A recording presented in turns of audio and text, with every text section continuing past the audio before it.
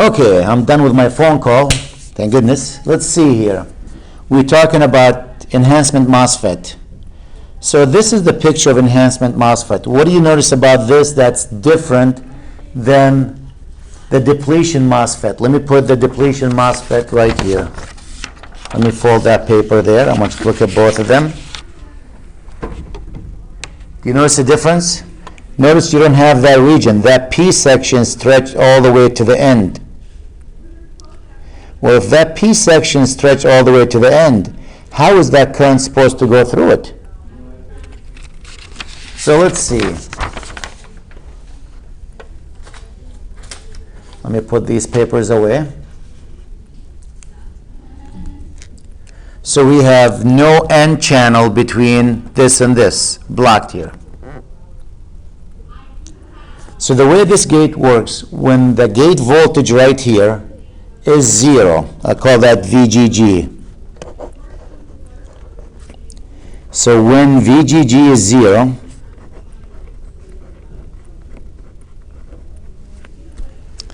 then the current from the source to the drain is 0.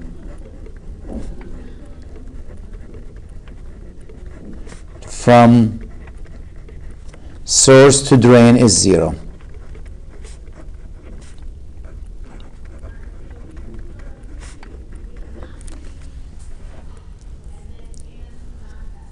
And for that reason, the enhancement MOSFET is always known to be in the off position.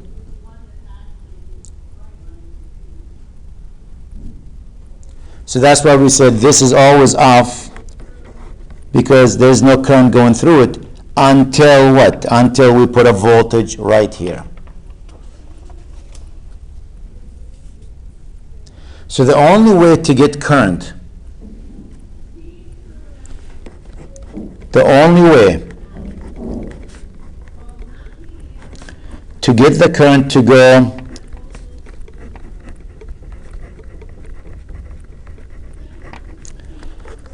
go from source to drain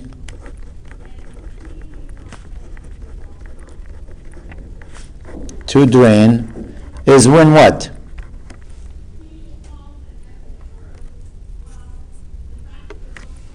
Is with a positive VGG. That's the only way. So you can't have a negative VGG here. Positive gate voltage.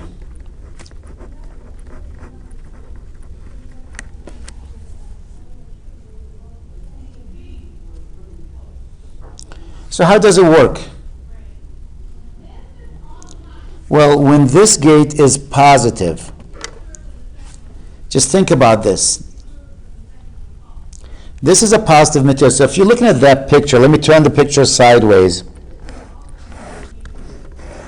You got a negative section here, you got a negative section here, and you got a positive section here. And you got your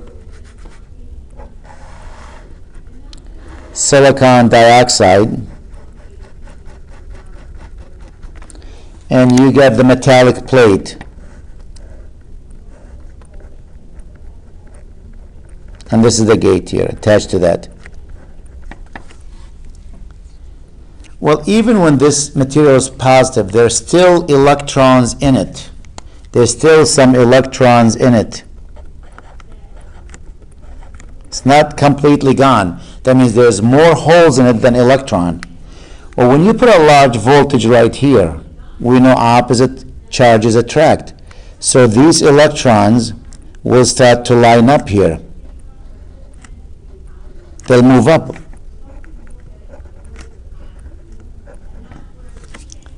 And as you increase this voltage, eventually you're going to have enough electrons to create a channel right there.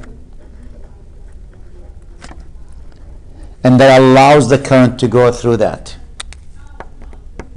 So as this voltage increases, that creates a channel which allows the electron to go from source to drain.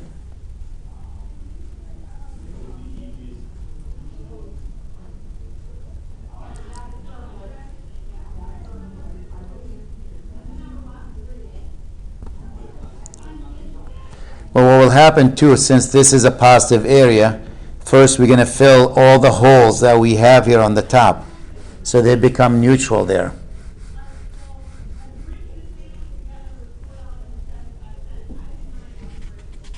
So really what we did, we created a thin layer here of N-type material. That's what we did, a thin layer of N-type material next to the silicon dioxide. Well, let's think about this. Physics, if you think about it, you got a plate on the top here. That's a positive charge. That's this plate here.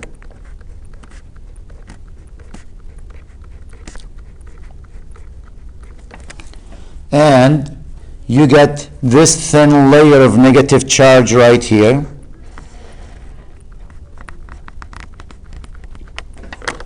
And we got between them an insulator, which is the silicon dioxide.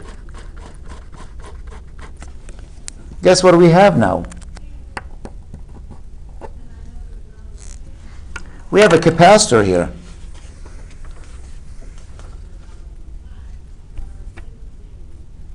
We created a capacitor. And the voltage actually that is required to allow current to flow through that's called a threshold voltage. So there's a minimum voltage that requires to line up all these electrons to make sure now current can flow through it. It's called the threshold voltage. And a typical value for a threshold voltage usually somewhere between 1 and 3 volts. It's not really that large and it's not that small. So unless my voltage here, VGG, is bigger than the threshold voltage, I'm not going to have any current going through it. So for example, if the threshold voltage is 3 volts, I need a voltage here larger than 3 for actually these to form here, allow my electrons to go through it. If it's under that, nothing's going to go through it. Now, the enhancement MOSFET always in the off position, so when you draw a picture of it, so technically this was the picture of an N channel enhancement MOSFET. We draw a picture that looks like this. D,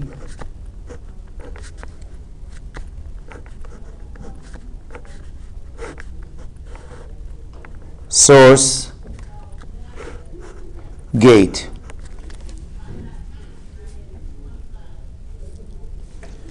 Notice it's a broken line here, not a solid line, it's a broken. Why is a broken line? To indicate it's off. We know when you have VCC here, and you have a resistor here, and you have a switch that's open, no current's going to go through it. It's in the off position. The only time current's going to go through it when that switch closes. So that's why we indicate it's in the off position. So enhancement MOSFET, you see it a lot of times drawn like this. Most books, I looked in our book, I'll peek again, but they really don't differentiate between them. They draw them all with solid line for both enhancement or D-MOSFET, depletion. And if it's P channel, the only difference is the direction of the current.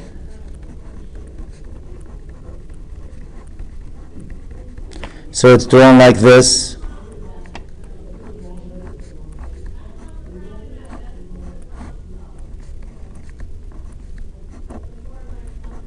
It looks like that. Instead of going in, it's coming out.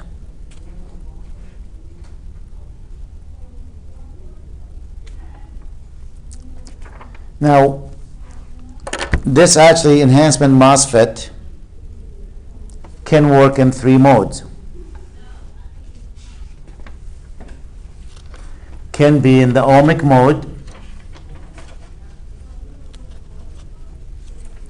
By the way, though, just quick reminder about the P channel.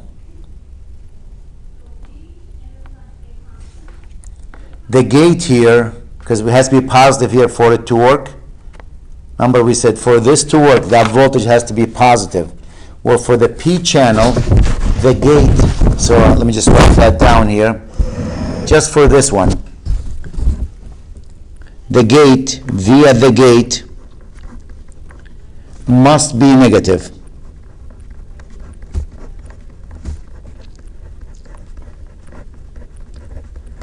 With respect to the source.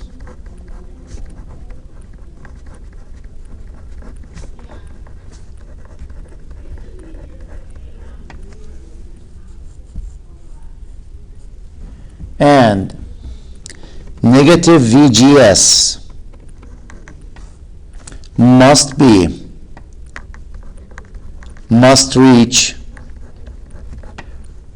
or exceed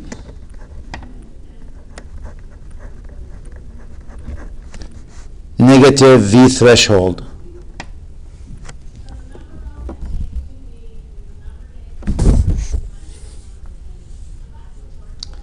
Is there an advantage of N channel versus P channel? Do we have an advantage?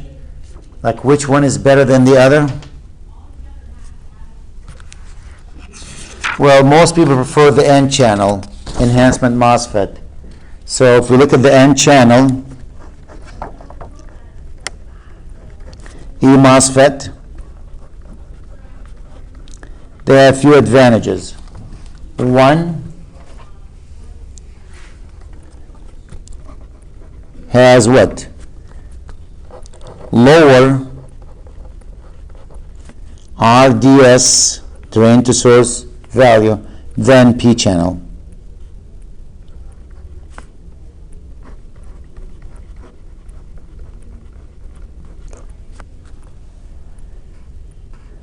And also have higher switching speed because the value of R is smaller.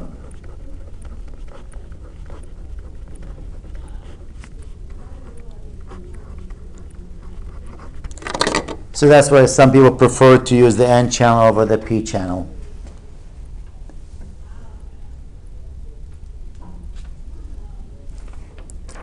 If you're a technician working in the field, pay attention. Pay attention to what? Things you should know. If you look at the data sheet, make sure you look at the value that says VGS max. That's the rating. For example, if it says VGS max equals plus or minus, I'm just giving you a number like 20 volts.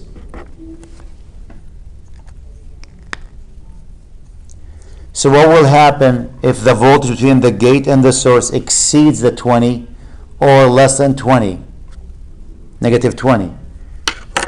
That thin insulated layer, that silicon dioxide piece, will be destroyed, which means throw that transistor away, the MOSFET.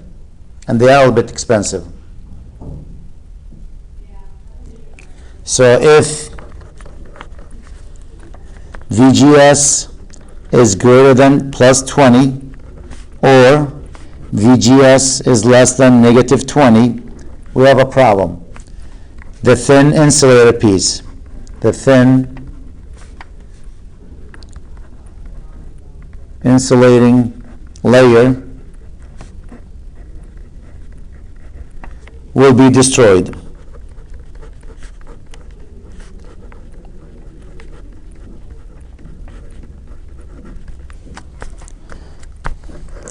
Two, never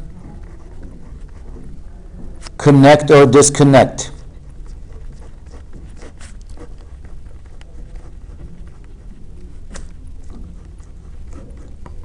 while power is on, because you can damage them either way.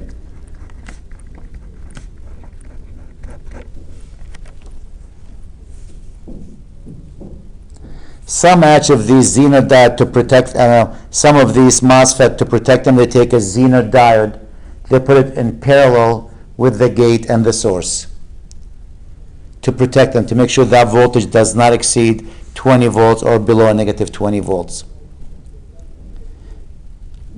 Some people who work on them, like the manufacturer, you will see them actually have handcuffs attached to the table, which means to discharge all the electricity that's in their body.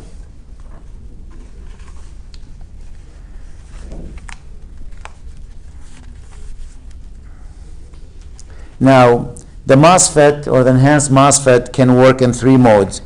One mode is called the cutoff, that's when it's off. The other mode is in the ohmic region. And the third one, the saturation region.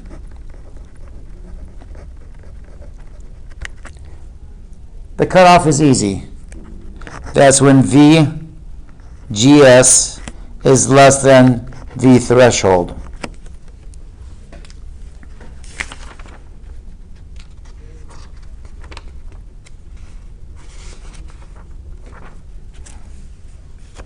VGS is less than V threshold. The ohmic region, that's when VGS is greater than V threshold, and that's not enough. When the voltage between the drain and the source is less than or equal to VGS minus V threshold,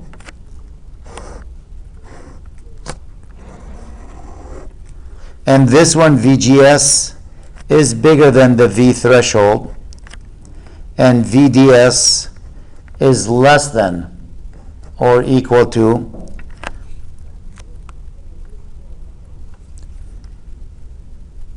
or actually, I said less than here, that should be greater than VGS minus V Thevenin. This is for what type? This is for the N channel. So if you want it for the P channel, I'll give you that in case you need them, if you ever see them.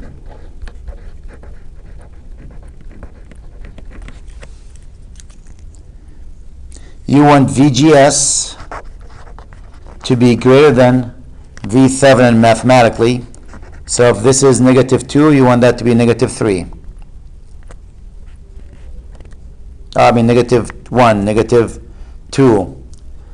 You want VGS here to be less than V Thevenin, they're backward basically, and VDS to be greater than VGS minus the absolute value of V threshold. I call it Thevenin threshold, not Thevenin. That's circuits 1 Thevenin. And this one you want VGS to be less than V threshold, and VDS is less than or equal to VGS minus V Thevenin.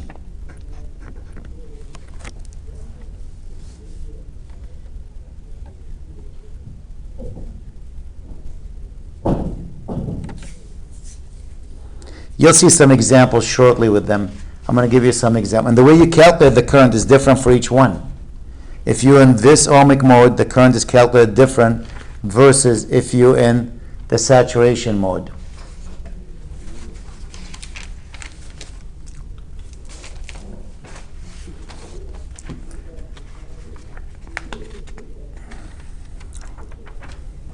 Now, just to give you an idea what I mean by ohmic mode, if you graph the drain current versus, let's talk about the drain current, just versus VDS.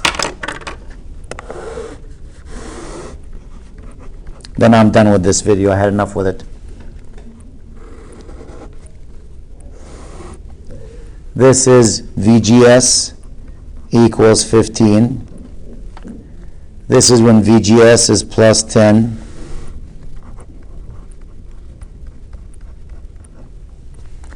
This is when VGS equals 5. I'm just making numbers up.